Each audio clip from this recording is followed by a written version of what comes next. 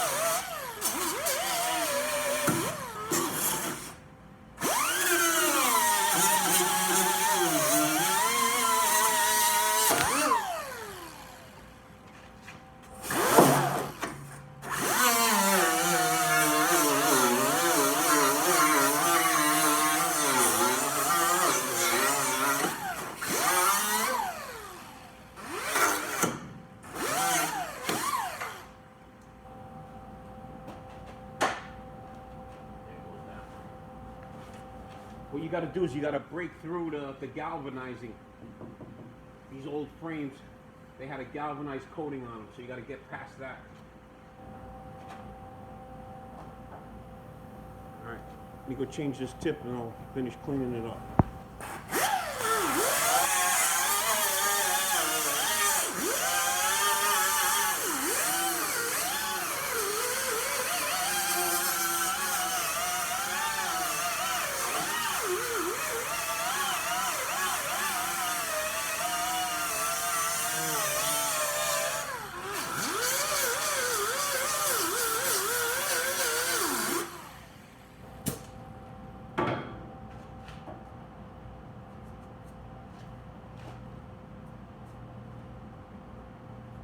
Alright, back down to the bare metal. You gotta get that stuff off. You'll see it like smoke and smolder and smoke, and you can smell it when you're burning it too, so you gotta get all that off.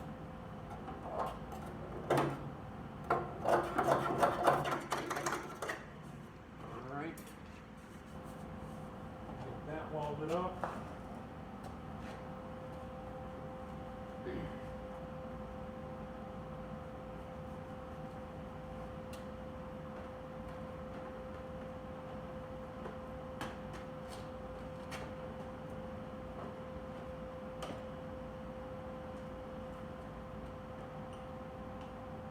I gotta find my hat. When you lose your hair, you're always banging in this crap. It's like you lose your tentacles. But when you wear a hat, you don't do it so much. My kids got me a hard hat for Christmas.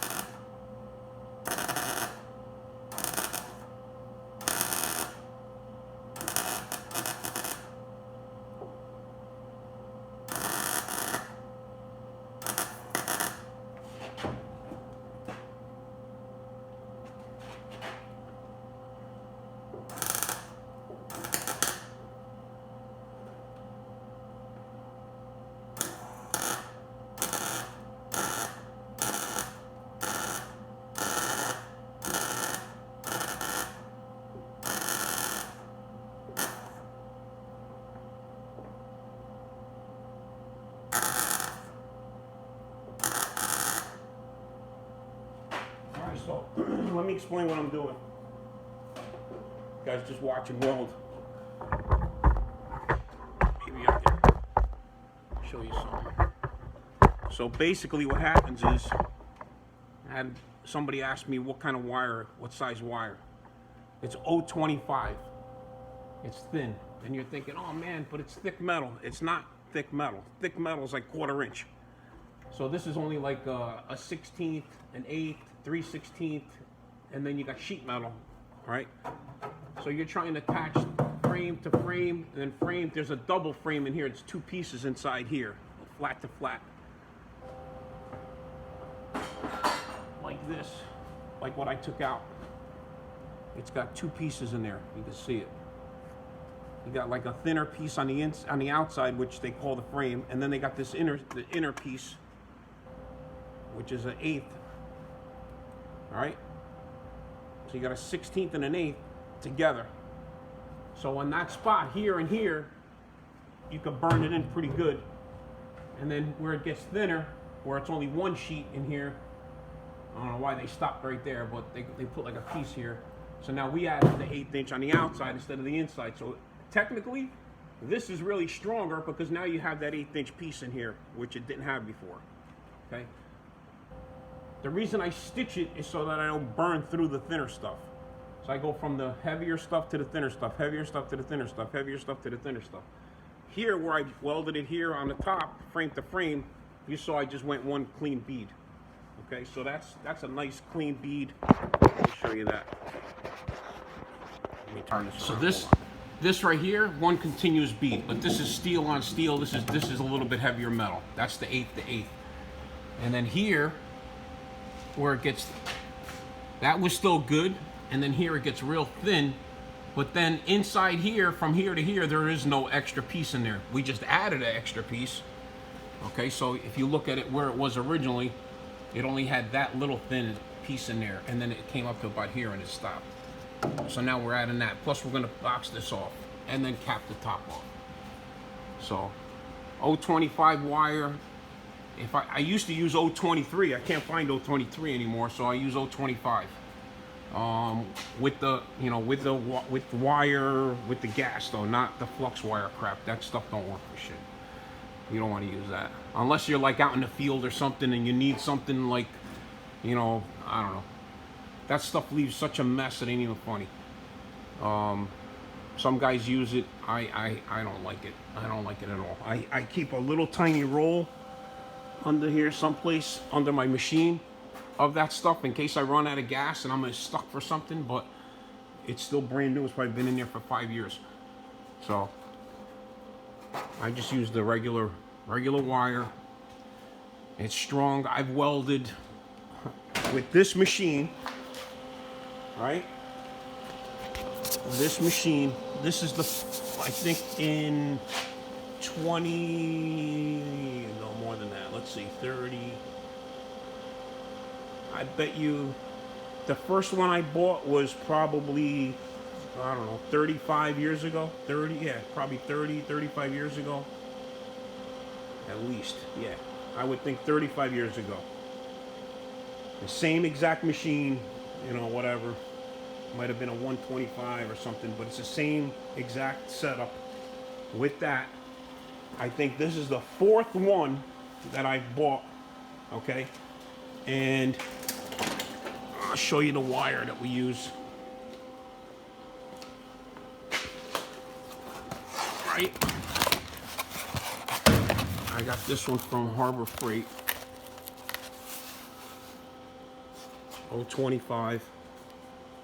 11 pounders, right?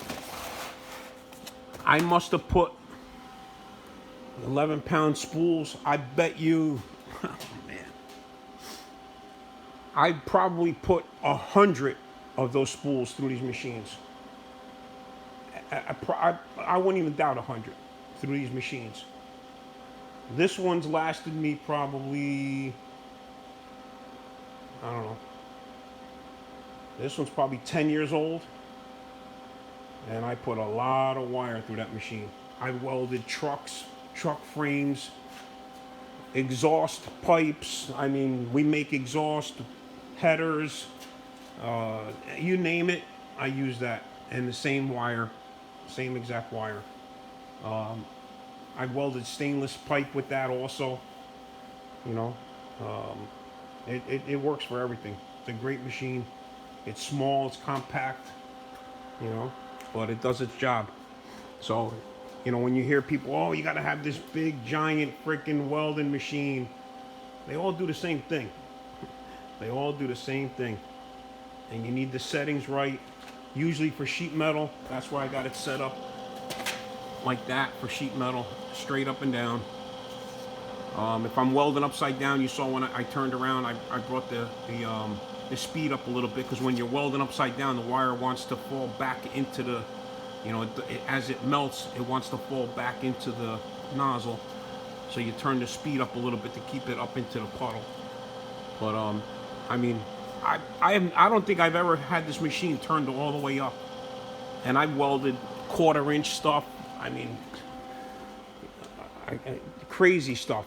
Like stuff like this. Like these guys right here, that I would use the same thing. I've welded that.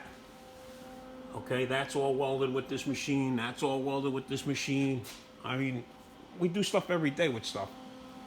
So everything's welded with that same machine. The TIG welding machine is for the chrome moly, stainless steel, you know, like stainless steel headers and stuff. But like stainless steel exhaust, like if I got a stainless steel pipe comes in, like you know, I forget what they are, like the Nissans or the Lexuses, they have like stainless steel. A lot of exhaust are kind of stainless, mixed stainless and metal in it. Well, we weld all that stuff with that. So just so you know, you don't have to go out and buy a $5 million machine. Okay, less than $1,000. I think that when I bought this the last time, it was only like, it was under 400 bucks. That's how old that one is. It's probably 500 or 600 now. I don't even know. But I think I bought it at Home Depot or Lowe's. It might have been Home Depot when I bought this one. So you buy the machine. I think the first one I bought, I converted it to the gas, because I bought the machine and then converted it to gas.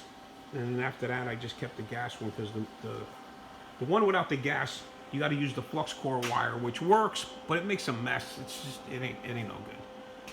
You're better off with something that just wires, just regular wire. All right, well, that's enough about that. Let's see. I got to go fill my tank, and then I'm going to come back and start installing this tub. So hang out. All right. filled up a new tank. This is welded in. Got the tub fitted in there. It's real nice. It's real nice. So I'm gonna tack it in right here. And then I'm gonna pull this over so that this fits over more. It'll be just like the other side. All right, we're gonna be tacking that.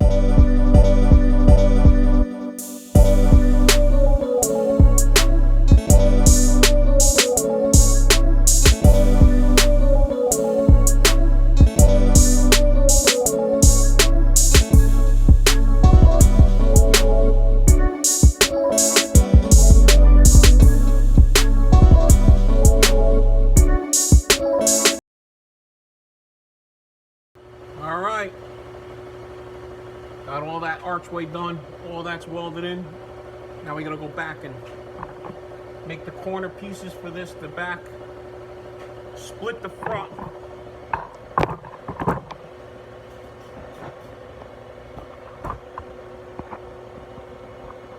We gotta split this right here to open it up, put the plate across here, finish welding all that.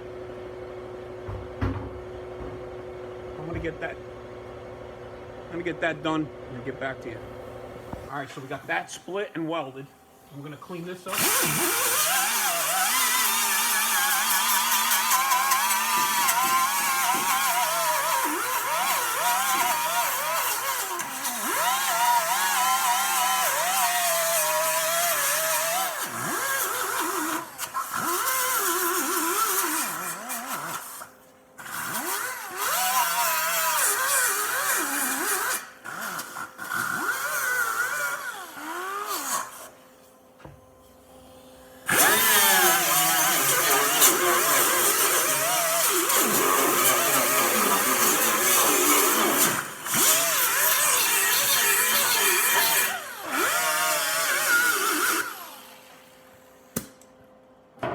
The nice part about undercoating is it protects everything. This car had a lot of undercoating. The bad part about it is you got to clean it off to weld new plate on. So this is going to go here like that. Make sure that's nice and flat.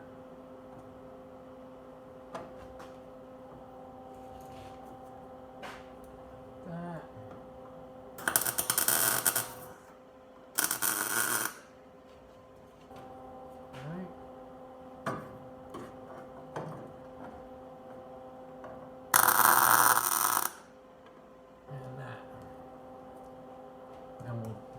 Pull it in tight.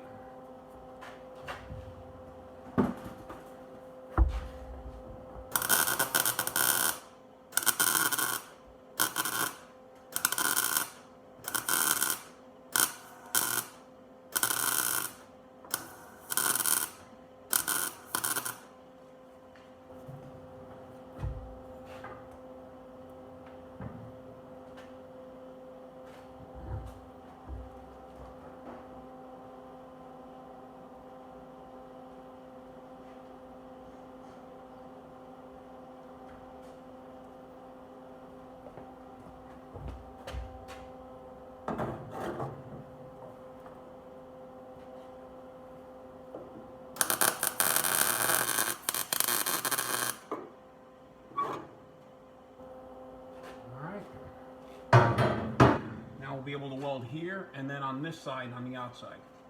And then we'll get this nice and flush. Tap that back in and go. So now that I'm welding heavy to heavy, I'm turning the machine up. Not much, just a little bit. So if you're looking at the dials, probably at like 1 o'clock and 1 o'clock. Which is not even half probably of the setting. Keep the nozzle clean.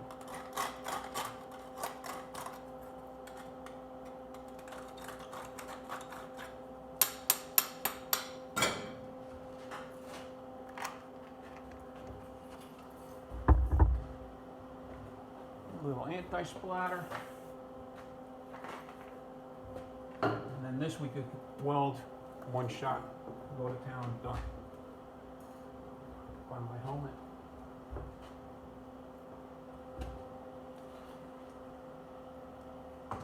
Where'd my helmet go?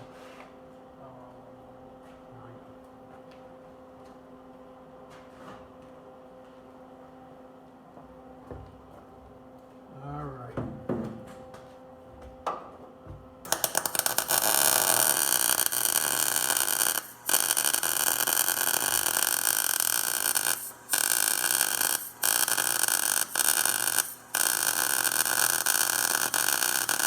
Put it on time lapse? You're still filming. No, that's good.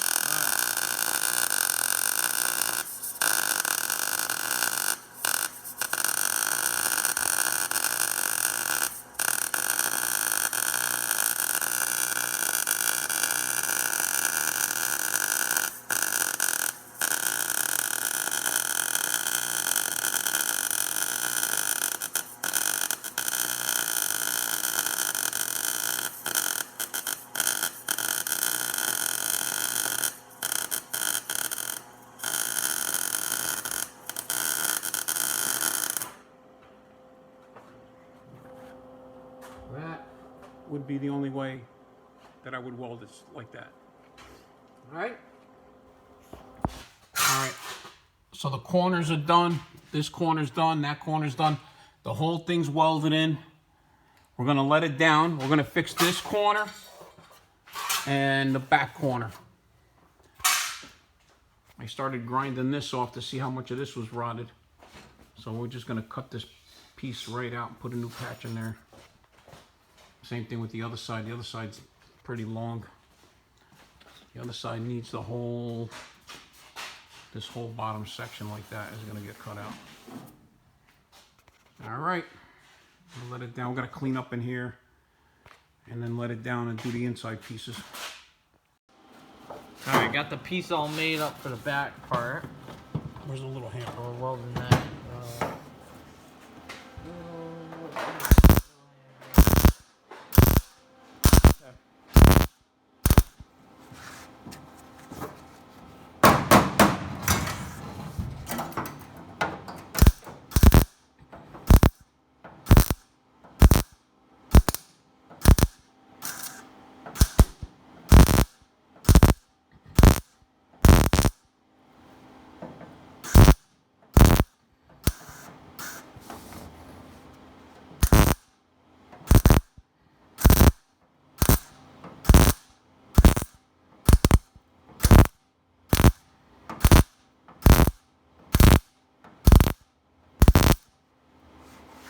Right?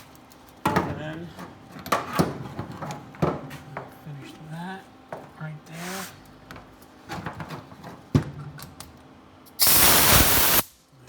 We finish.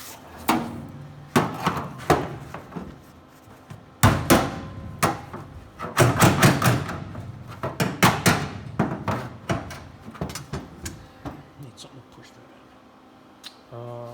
Screwdriver. What'd you do with the chisel? Kind of chisel.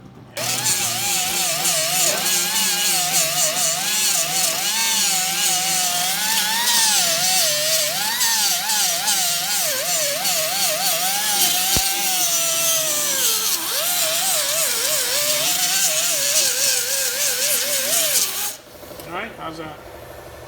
All right, never knew what happened. This gets welded back I'll there. weld that on. I gotta clean that up in there. I gotta clean that thing up there. I gotta cut that.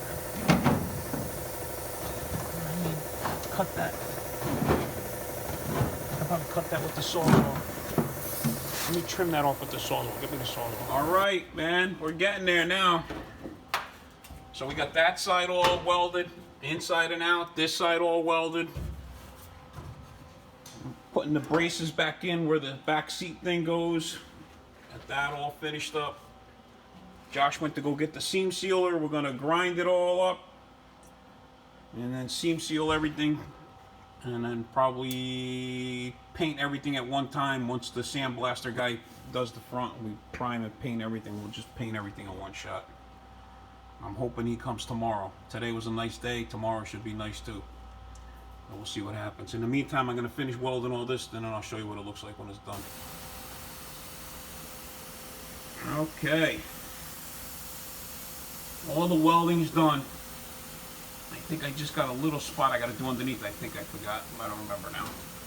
But I'm going to do the grinding and then seam seal it, and we're done.